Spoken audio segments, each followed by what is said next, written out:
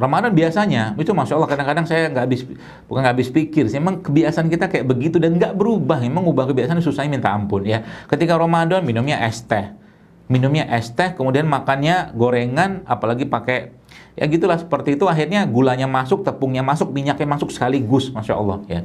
Yang terjadi apa? Berat badannya Pak Bu. Akhirnya maghrib sudah ngantuk, isya apalagi terawih sudah terkantuk-kantuk gitu loh. Akhirnya apa?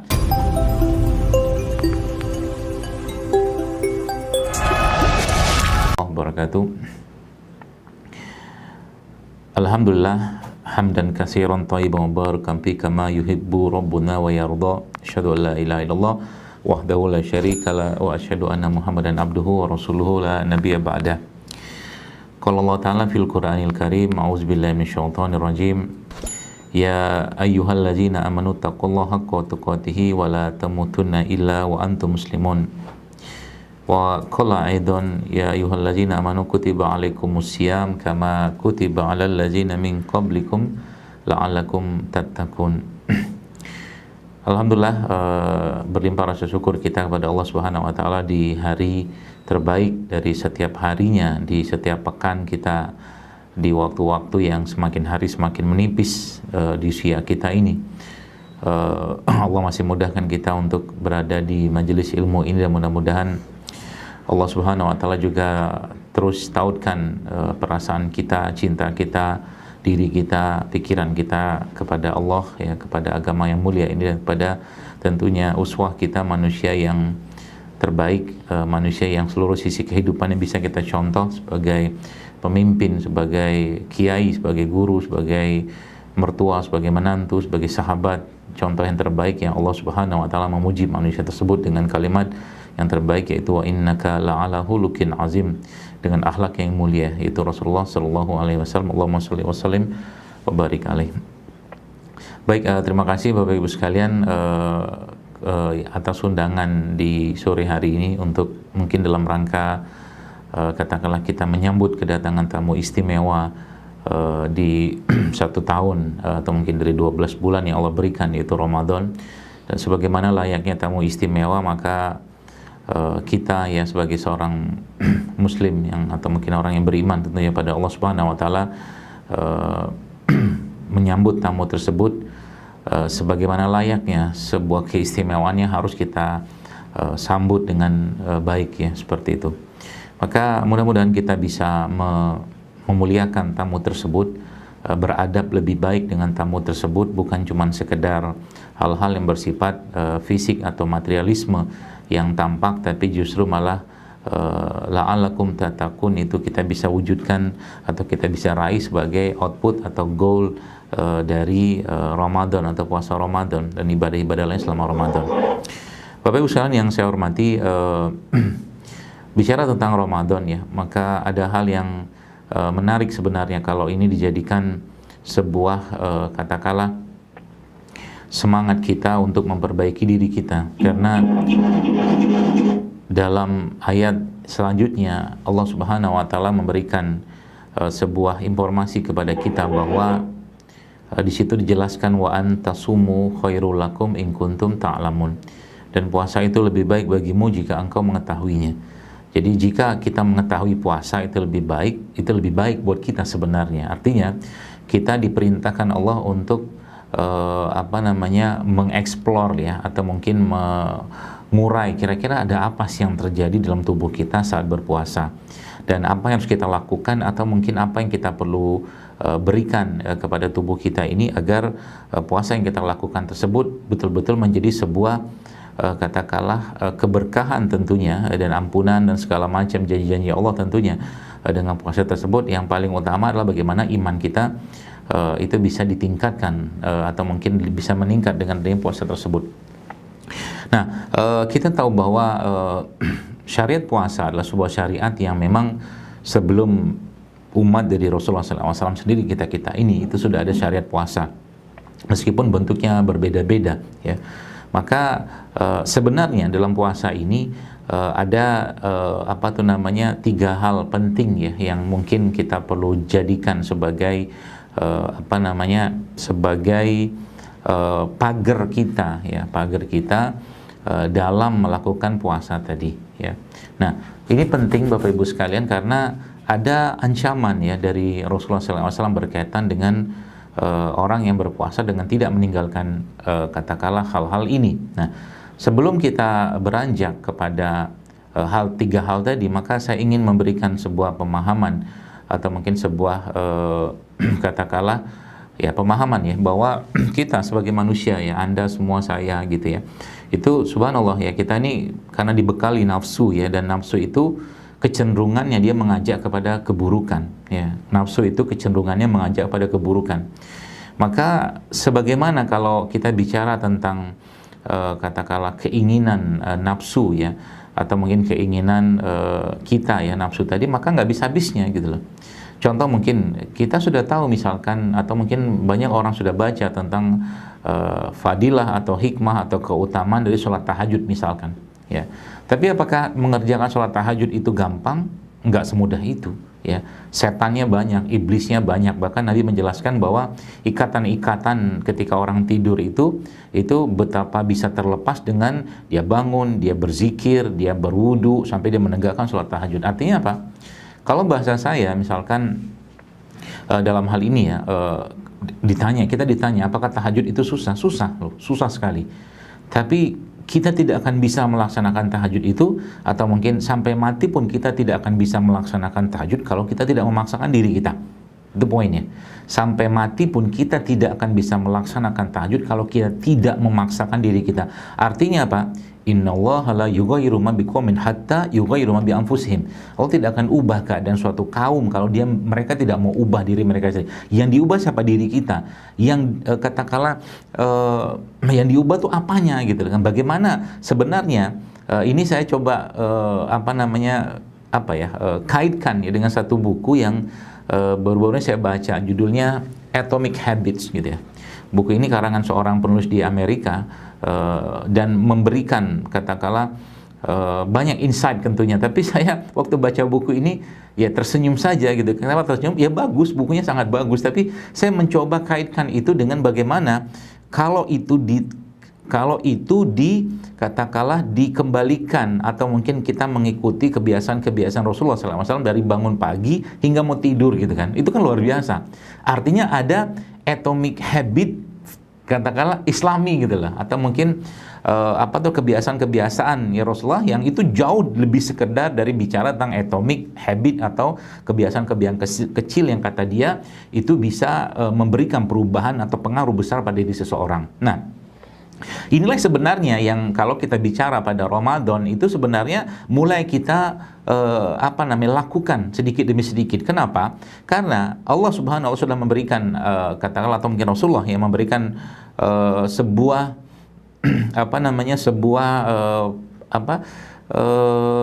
larangan atau mungkin sebuah kewaspadaan untuk kita. Apa kata Rasulullah?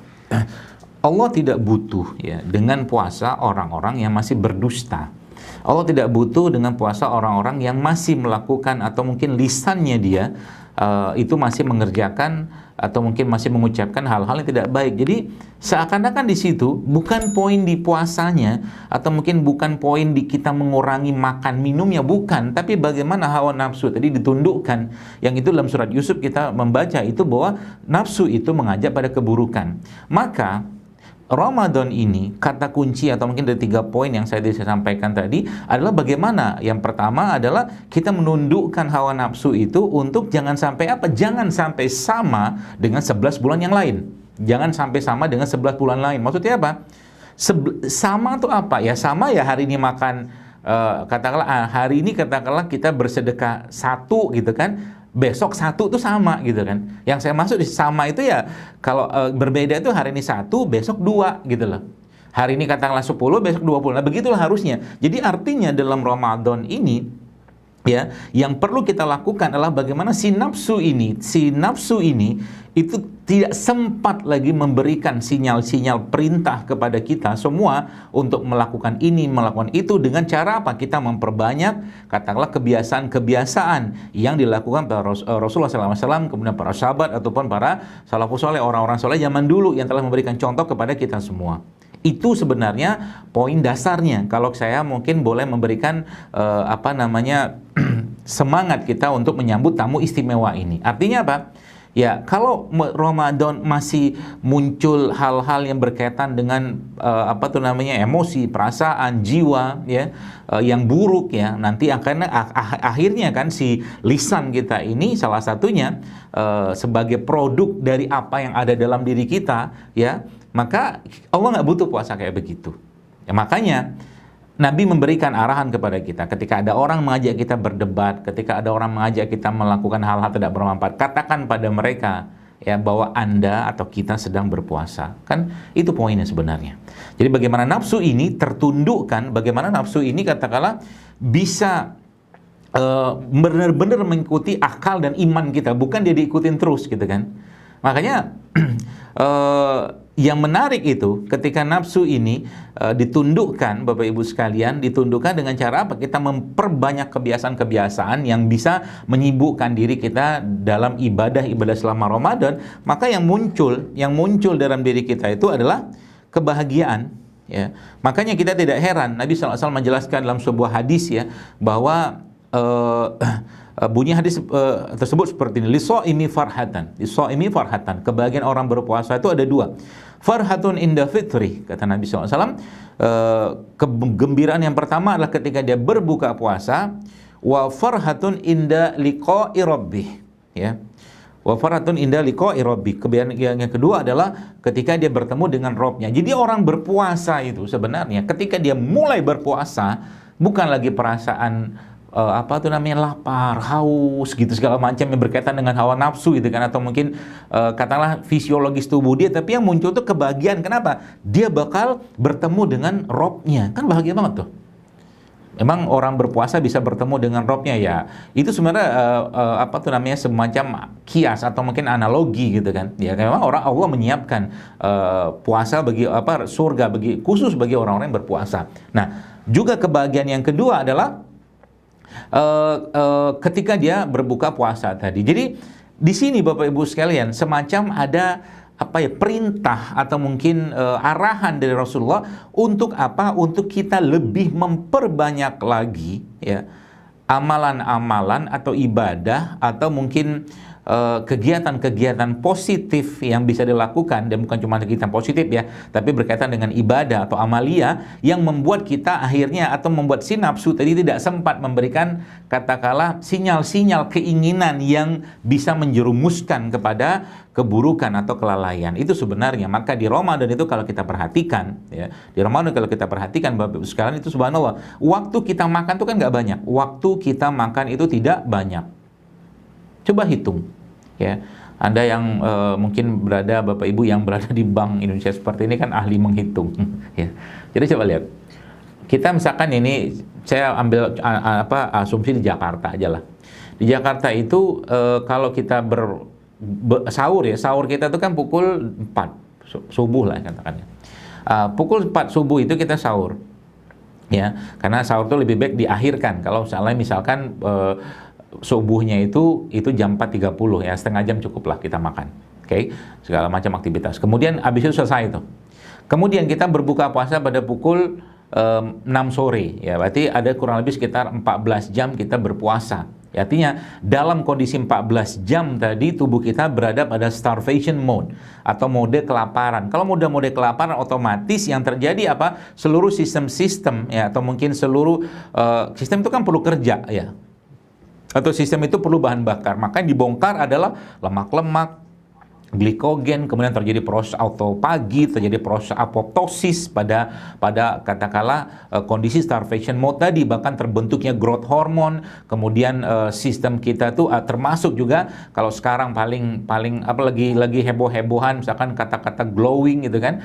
Puasa itu salah satu yang sangat memperbaiki peremajaan sel-sel tubuh kita gitu kan, sehingga tubuh itu akan berseri gitu kan dengan adanya puasa tadi. Kenapa? Ya sel-sel lama dibongkar, dihancurin, dibuang ya, dilarutkan gitu kan, yang sel-sel baru dimunculkan. Nanti kita akan bahas bagaimana caranya membuat sel-sel baru itu katakanlah atau mungkin tubuh kita itu akhirnya mendapatkan bahan baku yang pas, yang tepat gitu kan.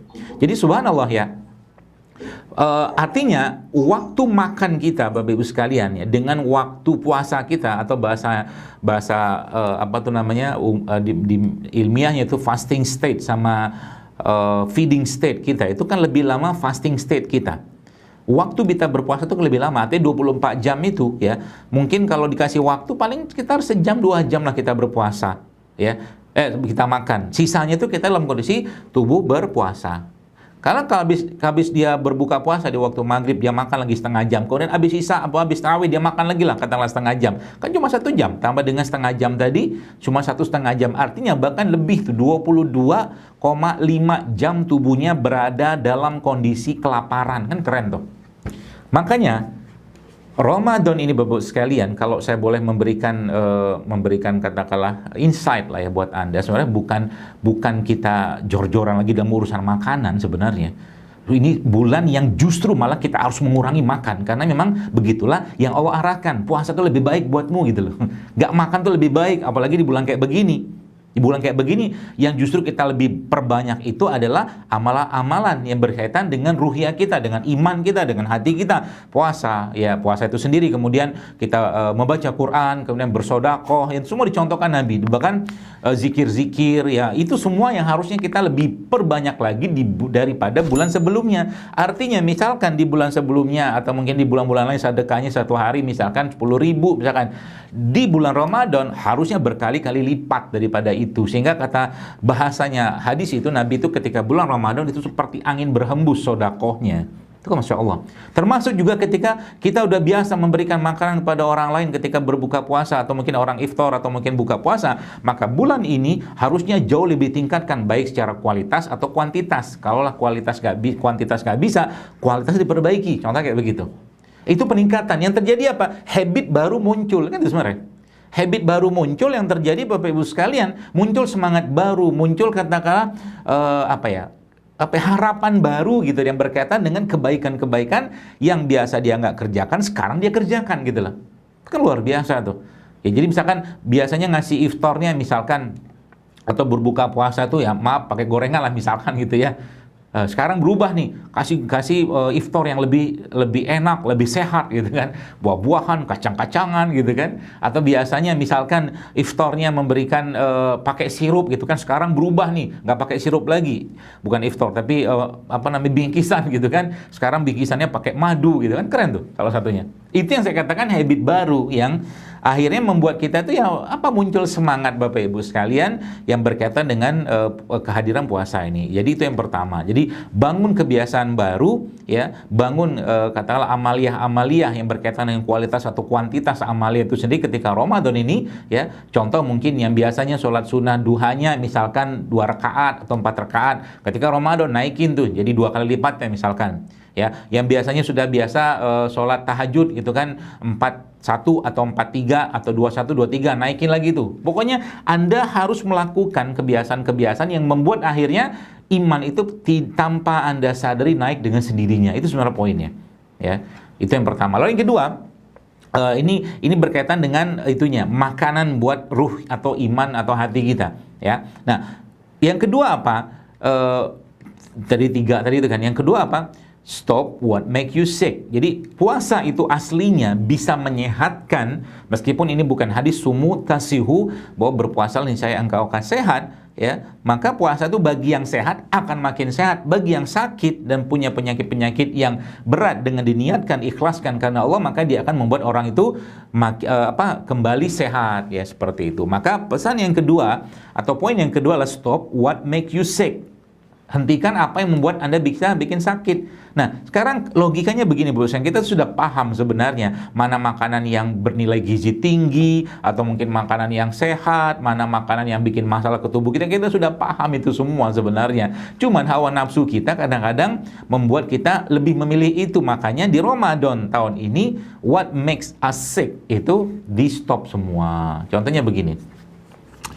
Salah satu yang saya sangat biasanya di beberapa kajian saya sampaikan bahwa satu hal yang, atau ya 3 lah. ini udah common banget sebenarnya. 3 hal ini terutama ibu-ibu di rumah, ya. Kalau bisa di Ramadan ini di rumah Anda tidak ada lagi gula pasir. Tidak ada lagi gula pasir, itu yang pertama. Kenapa saya katakan gula pasir? Karena memang gula pasir itu, ya di buku saya pun saya ceritakan gula pasir itu lebih banyak mudaratnya gula pasir ya. Seperti itu. Artinya apa? Kalau Anda butuh pemanis, cari pemanis-pemanis yang alami, bukan sintetik ya. Jadi kalau Anda misalkan, Dok, kalau saya mau bikin sambal gimana? Pakai kurma bisa kok, sambalnya enak juga, tidak masalah. Sambal kurma itu bisa tuh. Kemudian diganti dengan apa? Banyak penggantinya, gula Jawa, gula aren, gula kelapa, gula singkong gitu kan. Tapi jangan yang pemanis buatan.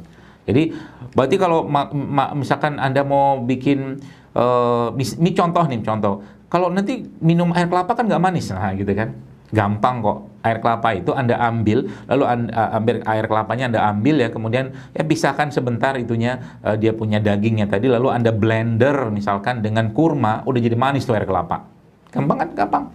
Ya seperti itu gitu kan. Jadi mulai menghilangkan what makes us sick dan what membuat tubuh kita itu bermasalah gitu kan. Itu yang pertama. Lalu yang kedua apa? Ya ini yang sekarang lagi lagi gencar-gencarnya di negeri kita nih, katanya lagi tinggi harganya, yaitu minyak goreng. Minyak goreng. Ya. Minyak goreng ya kita tahu salah satu sumber lemak trans ya yang tidak sehat buat tubuh kita. Jadi mulai menghindari makanan-makanan yang dimasak dengan menggunakan minyak goreng. Berarti Dok, kalau saya mau masak pakai apa? Ya kalau biasakan ya munculkan kebiasaan baru untuk tidak digoreng. Kalau Anda tetap pengen digoreng ya pilihan-pilihan seperti minyak kelapa ya, coconut cooking oil atau minyak zaitun pun boleh sebenarnya dimasak ya, atau mungkin digunakan untuk menggoreng. Cuma karena kita tidak lazim dan memang harganya tidak biasa ya, itu boleh saja ya. Jadi yang kedua itu adalah minyak goreng. Jadi minyak goreng ini kita mulai ganti dengan lemak-lemak sehat. Artinya apa? Di rumah Anda mulai siapkan misalkan alpukat gitu kan, alpukat yang Anda tidak perlu blender tapi Anda krok-krok saja misalkan gitu kan, kemudian tambahkan dengan madu, tambahkan dengan kacang-kacangan, tambahkan sedikit sama garam, itu sudah memberikan efek yang sangat baik untuk tubuh kita. Terus yang ketiga adalah semua makanan-makanan yang berbasiskan tepung terigu. Jadi saran saya, kalau 3 ini Anda kerjakan, itu Masya Allah efeknya luar biasa ya. Gula pasir, tepung terigu, sama minyak goreng. Jadi nanti kalau Anda ada sajian saya pernah ada satu kejadian lucu dulu. Waktu itu saya diundang waktu tahun berapa itu kan, dari salah satu kantor mengundang saya gitu kan, cerita tentang ya makanan segala macam. Qadarullah buka puasanya itu semua produk-produk yang saya bilang jangan dimakan. Alhasil buka puasanya nggak banyak yang makan. Ya seperti itulah. Jadi syukur saya nggak diundang datang ke Kalimantan Tengah sama teman-teman di BI. Biasanya nanti udah kebingungan, nanti kita siapin apa nih ya, emang gampang kalau saya mah. Siapin buah, siapin biji-bijian, kacang-kacangan, air kelapa, udah hidup saya. Udah nyala baterainya. Ya, seperti itu. Jadi itu 3 hal tadi, stop what makes us sick. Nah, baru kita masuk ke poin yang ketiga. Ya, berarti ini tubuh ini perlu tubuh ini perlu di supply dengan good fuel gitu kan, atau bahan bakar yang bagus. Artinya dari mulai lemaknya yang bagus, karbonya yang bagus ya, kemudian proteinnya yang bagus. Ini sebenarnya prinsipnya sederhana sekali, prinsip yang dijelaskan dalam Al-Qur'an, fakulu mimma fil ardi halalam thayyiban gitu kan. Jadi makanan yang halal dan baik, halal baik itu aja prinsipnya. Dan wala tusrifu, jangan berlebihan, itu aja. Ini kalau kita sudah mulai ngerti ini, jadi nanti sudah mulai ngerasa ini nggak benar nih makanannya gitu kan. Jadi apalagi yang sudah, anak saya itu kemarin entah makan apa gitu, dia iseng gitu kan. Dia habis itu dia bilang udah enak banget badannya gitu kan. Karena memang dia udah mulai biasa kan makan-makan yang ya healthy food gitu kan. Dan itu sebenarnya nggak mahal-mahal amat sebenarnya, apalagi tadi kampung-kampung ya, atau mungkin kita di daerah-daerah yang kayak mungkin di Kalimantan Tengah gini ya, itu tales gitu kan, singkong itu kan murah sebenarnya, meskipun tuh bisa diolah sebenarnya. Jadi maksud saya itu prinsip makanan sehat itu tidak sehoror yang dibayangkan orang. Nanti kalau makan sehat itu kan kayaknya nggak enak atau mungkin nggak nyaman di lidah, sebenarnya nggak juga. Dan makanan tradisional kita di Indonesia ini kan sangat banyak yang sehat sebenarnya. Oke, jadi yang ketiga ini Bapak sekalian, poinnya adalah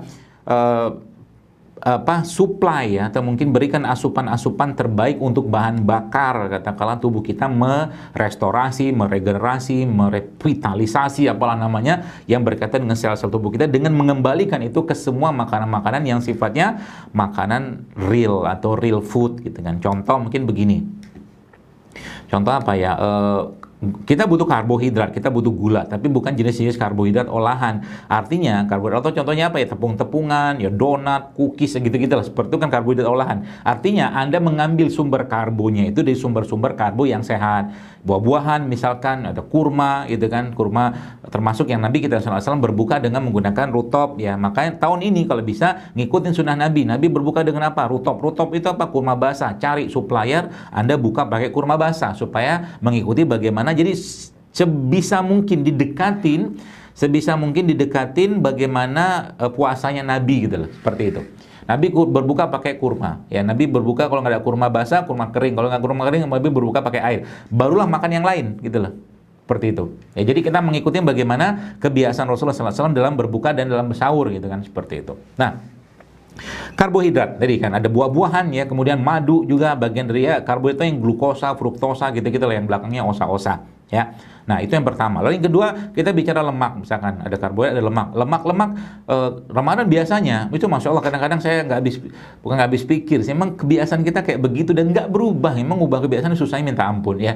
Ketika Ramadan minumnya es teh, kemudian makannya gorengan, apalagi pakai ya gitulah, seperti itu. Akhirnya gulanya masuk, tepungnya masuk, minyaknya masuk sekaligus, Masya Allah ya. Yang terjadi apa? Berat badannya Pak Bu. Akhirnya maghrib sudah ngantuk, isya apalagi terawih sudah terkantuk-kantuk gitu loh. Akhirnya apa? Ramadannya hanya sekedar bulan tidur-tiduran gitu loh.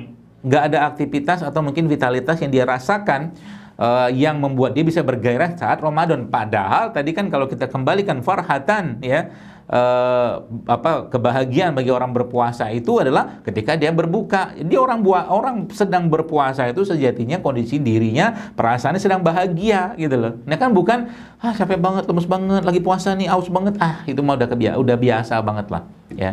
Diubah gitu bro sekalian, semangat ya, karena kita mau berbuka nanti, karena kita mau bertemu Allah nanti. Makanya waktu lagi sahur lagi berbuka, jangan ribet dengan hal-hal tidak penting, karena waktu itu waktu yang mustajab untuk berdoa, seperti itu ya. Nah, kita kembali ke lemak tadi. Lemak-lemak tadi contohnya berarti kalau saya sarankan lemak-lemak apa? Lemak-lemak yang sehat Anda konsumsi. Ya misalkan minyak zaitun, ya VCO, bahkan santan itu subhanallah ya. Kalau nanti misalkan saya pernah bikin postingan itu waktu itu isinya tuh ada kolang-kaling ya, ada cincau ya. Kemudian ada apalagi itu rumput laut, ada buah-buahan itu jadi Anda bayangkan, ini ngebayangin karena saya nggak bikin kan. Ini bagaimana bikin makanan saya dengan sangat mudah. Misal nih. Ya, misal hilang. Ya, misal nih saya punya piring. Nah, dalam piring itu ada kolang-kalingnya, ada rumput lautnya, ada buah-buahannya. Cukuplah itu. Lalu Anda masukkan di situ air kelapa. Mau tua boleh, muda boleh. Plus juga dengan air kelapa, plus juga dengan daging kelapanya. Lalu Anda tambahkan sedikit lemak yang sehat. Dari mana? Dari santan, bukan santan kemasan, tapi santan yang Anda peras sendiri, mungkin sama tukang perasnya juga bisa ya. Dan santan itu sangat sehat sebenarnya. Masukkan secukupnya di situ, lalu tambahkan madu, tambahkan garam. Itu sudah jadi makanan yang sangat-sangat sehat untuk tubuh Anda. Tapi bukan dikasih gula pasir, bukan dikasih sirup gitu loh. Yang saya maksud. Jadi apa? Dapat di situ kebaikan-kebaikan dari real food tadi. Ya, apalagi kita tahu rumput laut itu salah satu makanan yang sangat, biasanya kan di Ramadan tuh banyaknya itu kan. Ada salah satu makanan atau mungkin produk atau pangan ciptaan Allah yang subhanallah ya sangat tinggi kolagen itu loh. Jadi itu tuh sudah memberikan asupan nutrisi yang sangat baik untuk tubuh kita. Itu salah satu contohnya. Dan semua produk-produk yang berasal dari lebah itu juga sangat baik Anda perbanyak di waktu Ramadan ini. Seperti madu ya, atau mungkin royal jelly atau bee pollennya itu sangat baik. Apa yang terjadi nanti ketika terjadi reparasi dan restorasi atau mungkin revitalisasi pada tubuh kita, maka Masya Allah Bapak Ibu sekalian, dia mendapatkan bahan baku yang tepat di sana. Oke? Nah, itu tadi lemak, itu contohnya santan tadi ya. Termasuk juga nanti coba-coba iseng-iseng. Jadi mulai, saya nggak tahu nih, mungkin kalau di sana bikin acara apa tuh namanya ya, semacam perlombaan masak sehat atau makanan sehat atau camilan sehat selama Ramadan. Nah, dibikin tuh programnya tuh ya. Tapi dikasih budget, dikasih budget jangan yang mahal-mahal gitu kan, nanti mahal-mahal katakanlah masyarakat nggak bisa buat gitu loh. Jadi itu bisa nanti di-share gitu kan. Ini ternyata murah kok. Contoh begini, contoh nih. Talas kan atau keladi itu kan murah sebenarnya. Jadi kalau Anda kukus keladi lalu potong-potong kecil, lalu Anda keladi itu dibikin kayak sandwich gitu, tengah-tengahnya itu diisi dengan kelapa, ya parutan kelapa yang dikasih gula aren yang diparut, lalu kasih dengan garam, itu sudah sangat-sangat enak loh. Cobain aja. Ya, keladi kan lucu tuh kayak begitu. Salah satu contoh. Jadi kita mulai mengenalkan makanan-makanan nenek moyang kita, ya, dan itu tidak mahal, ya, dan justru malah boleh saya bilang tuh nutrient dense gitu kan, dia padat nutrisi. Oke. Okay? Nah, itu jadi kalau kita tadi bahas tentang siapa sih keladi atau talas tadi itu kan, itu keladinya sebagai sumber karbohidrat, ya, karbohidrat yang tentunya masih penuh dengan serat gitu ya. Kemudian ada kelapanya sebagai sumber lemak, ada protein juga, ya. Kemudian juga ada garam sebagai sumber mineralnya, kemudian ada tambah juga dengan gula aren, itu kan masya Allah Bapak sekalian, itu ya sebegitu mudahnya gitu sebenarnya. Cuman kita tinggal mensosialisasikan, apalagi di rumah ibu-ibu yang menguasai dapur, atau mungkin bahasa saya itu penguasa dapur. Sudah saatnya diubah dapur Anda tahun ini tidak sama dengan dapur tahun sebelumnya, ya. Mulai dikondisikan gitu kan, katakanlah bikin air kelapa, dia nggak pakai sirup tapi pakainya madu, ya, bikin air kelapa di blender sama kurma, seperti itulah, gampang. Oke. Nah, yang tadi ada lemak, ya, ada karbohidrat, ada lemak, ya. Kemudian yang terakhir adalah protein-protein. Jadi protein ini bisa didapatkan dari mana? Saya kira mungkin daerah Kalimantan Tengah, ya, mungkin daerah Bapak Ibu sekalian itu ya banyak ya ikan-ikanan, saya kira seperti itu, dan produk-produk ikan seperti ini bisa kita olah dengan berbagai macam variasi gitu loh, ya. Sebenarnya kata seorang dokter Jepang, ikan itu paling bagus dimakan semuanya, kata dia begitu, maka nggak lazim. Bahkan ternyata dia mengatakan bahwa kolagen pada ikan itu paling banyak pada sisiknya. Lah sisiknya kita buang. Ya, sisiknya kita buang. Kolagen itu banyak pada sisiknya, meskipun sumber kolagen itu tidak hanya pada sisik ikan. Rumput laut juga ada, sarang walet juga ada, ya, kolagen salah satu sumber, ya, bahan lah yang sangat baik untuk meremajakan sel, seperti itu.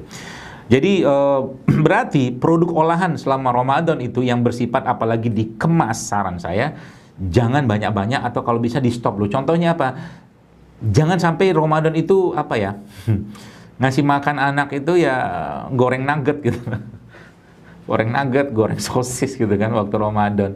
Aduh, saya katakan ini gimana nih kayak begini gitu loh. Kita akhirnya tuh mengenalkan rasa-rasa dari flavor-flavor yang ada pada makanan-makanan tadi itu ke anak-anak kita, bahkan ke diri kita gitu loh. Jadi sayang Bapak Ibu sekalian, sayang itu ya akhirnya rasa itu akan membekas dalam dirinya. Padahal ya rasa itu bisa kita tanam dari awal, ya, sehingga nanti cinta lama bersemi kembali. Tiba-tiba anak itu waktu dia sudah anak-anak kita gitu, anak Bapak sekalian, misalkan dia sudah berkeluarga, sudah punya anak, saya pengen merasakan cinta lama saya. Apa itu? Makan talas gitu kan, makan yang tadi saya katakan, makan ubi, makan apa gitu. Itu hal seperti itu ternyata memang masya Allah, ya, memberikan katakanlah penyegaran baru untuk diri kita. Makanya kalau Anda yang jadi kita itu secara ilmu epigenetik mungkin, ya, itu memang kecenderungan kita itu sesuai dengan genetik orang tua kita. Misalkan orang yang memang lama di Jawa Barat gitu kan, maka mau kemanapun dia pasti akan nyari siomay gitu loh.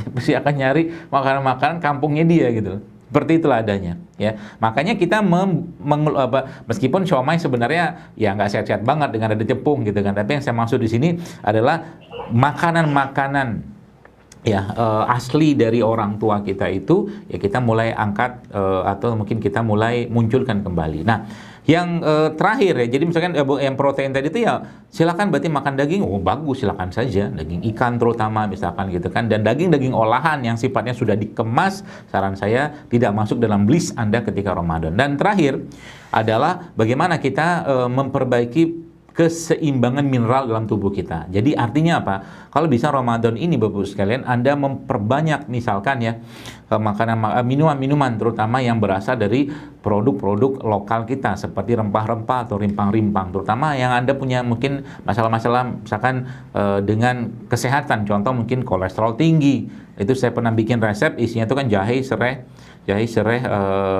apalagi itu jahe, serai, kayu manis ya, sama ketumbar. Itu salah satu resep yang biasa saya sarankan untuk memperbaiki atau membantu menurunkan kolesterol, salah satu contohnya. Artinya apa? Dengan pola makan yang baik ditambah dengan suplai mineral-mineral dan herbal-herbal tumbuhan lokal kita ini, itu insya Allah Bapak Ibu sekalian akan sangat powerful dalam memperbaiki kondisi tubuh kita selama Ramadan. Berarti itu boleh dimakan berapa lama? Tukar-tukar aja. Jadi nanti hari ini minum ramuan itu, nanti 3 hari atau mungkin 1 minggu lagi minum yang lain. Jadi selama 30 hari itu ada berbagai macam ramuan yang kita minum dalam jumlah tidak berlebihan, insya Allah aman, tidak akan ada masalah. Sehingga nanti ketika hari terakhir Idul Fitri atau mungkin hari terakhir Ramadan, ya badan kita tuh makin fit gitu kan. Dan tentunya akan ada ujian di hari pertama Syawal dengan apa? Lontong, opor, segala macam gitu kan, ujian. Saya katakan ujian. Makanya cinta lamanya, bukan cinta. Apa ya? Bukan cinta. Supaya keingat memori lagi. Nah, gitu Allah memberikan sebuah tools lagi, tanda kutip, buat kita. Nah, udah nih, ente jangan makan lagi ya. Nah, gitu kan. Puasa lagi nih. Kasih puasa 6 hari Syawal. Makanya nanti habis puasa Ramadan, 2 hari selesai, hari ketiga di Idul Fitri atau mungkin hari ketiga bulan Syawal sudah bisa puasa Syawal kalau mau puasa Syawal. Ya, tapi jangan sampai ketinggalan puasa Syawal ya. Nah, memori tadi, cinta puasa atau cinta lama atau kebahagiaan puasa tadi biar gak hilang lagi, Allah kasih lagi tools berikutnya. Ada puasa Senin Kamis kan, Masya Allah kan. Ada puasa Yaumul Bid, Masya Allah ya, seperti itu. Jadi seakan-akan kita dikondisikan Allah untuk ya terus detox lah tubuh Anda. Tubuh kita tuh didetox terus, termasuk juga detox yang berkaitan dengan emosi-emosi yang tidak baik ya, perasaan-perasaan yang tidak baik itu didetox semua dengan puasa. Karena dalam puasa itu ya kita disuruh diam, lebih banyak tilawahnya, banyak zikirnya, banyak melihat, mendengar hal-hal yang bermanfaat dan baik-baik saja selama Ramadan. Itulah sebenarnya pembersihan jiwa yang paling mudah dan gratis. Ya, Masya Allah ya, kalau kita lihat, iya Masya Allah ya, Islam ini memberikan pedoman yang sangat-sangat baik ya dalam, atau mungkin sempurna katakanlah, dalam menjaga kesehatan. Bahkan dari rukun Islam yang kita pelajari ya, atau mungkin kita ketahui itu ada dua rukun ya, yang itu memerlukan fisik yang kuat untuk mengerjakannya. Itu apa? Sholat. Dan itu tiap hari loh. Yang pertama sholat, yang kedua adalah haji. Ya, kan gitu. Jadi Masya Allah ya, Islam itu sangat-sangat memberikan perhatian yang sangat besar terhadap kesehatan. Cuman kitanya saja yang sering lalai gitu kan, sering lupa. Nabinya tidur, umatnya bangun. Umatnya tidur, nabinya bangun. Kan gitu. Jam berapa kalau ini kita bicara secara umum? Nabi tidur tuh kapan? Pada Isya Nabi tidur, nanti tengah malam bangun ya. Jadi nggak ada ceritanya kalau tidak ada kepentingan dengan hal-hal yang mungkin memang urgent atau penting, itu kita membiasakan begadang, nggak ada. Karena Nabi kita memang membiasakan untuk tidur awal ya, kecuali di Ramadan. Ramadan ini jangan tanya waktu tidur yang terbaik selama Ramadan, justru di Ramadan ini kita jor-joran ya, bahkan mengurangi tidur ya. Untuk apa? Untuk beribadah kepada Allah Subhanahu wa Ta'ala. Karena apa? Racun dalam jiwa kita, racun dalam hati kita itu jauh lebih banyak daripada racun yang ada pada raga kita. Dengan puasa tadi itu Allah ingin bersihkan semua.